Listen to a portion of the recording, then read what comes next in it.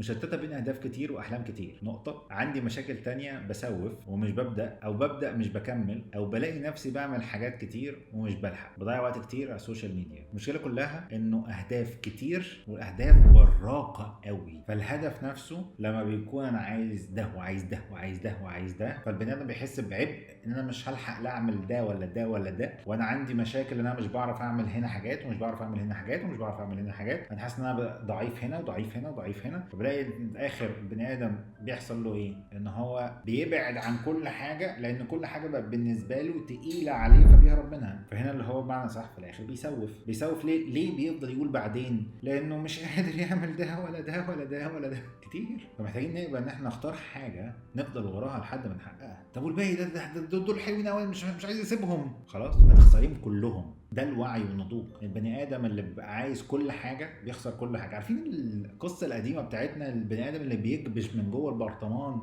بونبوني كتير فما بيعرفش يطلع ايده، ما بياخدش حاجه من البرطمان، وعلشان يعرف ياخد من البرطمان محتاج ان هو يسيب يطلع واحده. يقدر يخلص البرطمان كله لو اخد واحده واحده، بس يقدر ان هو ما ياخدش ولا واحده لو خد البرطمان كله مره واحده. نفس الموضوع اللي هو المثال بتاع ازاي هتاكل فيل، قطمه قطمه، زي ما هتاكل الفرخه، زي ما هتاكل البونبونيه، قطمه قطمه، تاكل على قد بقك لحد ما يخلص. فبلاش ان احنا نطمع في تحقيق كل الاهداف ونخسر كل الاهداف، انما ممكن ان احنا نحقق كل الاهداف لما نركز على هدف نخلصه ونخش على بعض.